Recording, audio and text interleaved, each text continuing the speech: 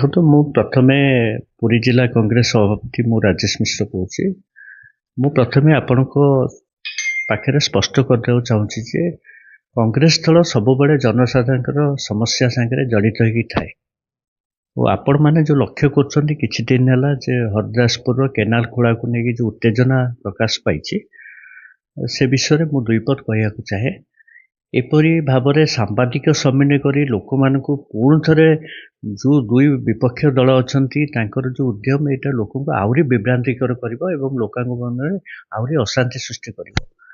କଂଗ୍ରେସ ଦଳ ଚାହୁଁଛି ଯେ ଏଇଟା ଯେହେତୁ ସେଇ ଗାଁର ସମସ୍ତଙ୍କର ସମସ୍ୟା, ଆମକୁ ଯେଉଁଥିରେ ସମୂହ ସ୍ୱାର୍ଥ ଯୋଉଠି ଅଛି ସେ ଦୃଷ୍ଟିରୁ ମୋର ପ୍ରସ୍ତାବ ରହିବ ଏ ଦୃଷ୍ଟିରୁ ଆଇନ ଶୃଙ୍ଖଳା ପରିସ୍ଥିତି ହଉ କିମ୍ବା ଲୋକଙ୍କର ସମସ୍ୟା ହଉ ତା ବିଷୟରେ ଗୋଟେ ସର୍ବଦଳୀୟ କମିଟି ଗୋଟେ ଗଠନ କରାଯାଉ, ଶାନ୍ତି କମିଟି ଗଠନ କରାଯାଉ ଏବଂ ସେଇ ସର୍ବଦଳୀୟ ଶାନ୍ତି କମିଟି ସ୍ପଟକୁ ଯାଉ, ଲୋକଙ୍କ ପାଖକୁ ଯାଉ, ସେଠି ଲୋକଙ୍କ ସାଙ୍ଗରେ ତାଙ୍କ ସାଙ୍ଗରେ ଆଲୋଚନା କରୁ ଏବଂ ଲୋକମାନଙ୍କ ହିତରେ ଯୋଉଟା ଭଲ ହବ ସେ ବିଷୟରେ ରାଜନୀତି ନ କରିକି ଯୋଉଟା ପ୍ରକୃତରେ ଲୋକଙ୍କର ସମସ୍ୟା ସମାଧାନରେ ସହାୟକ ହବ ସେ ଦୃଷ୍ଟିରେ ସଚେଷ୍ଟ ହୁଅନ୍ତୁ। ଏଇଟା ମୋର ଦୁଇ ବିପକ୍ଷ ଦଳ, ଶାସକ ଦଳ ହୁଅନ୍ତୁ କିମ୍ବା ବିଜେଡି ଦଳ ହଉ, ଦୁଇ ଜଣଙ୍କୁ ମୋର ନିବେଦନ ରହିବ କଂଗ୍ରେସ ଦଳ ତରଫରୁ।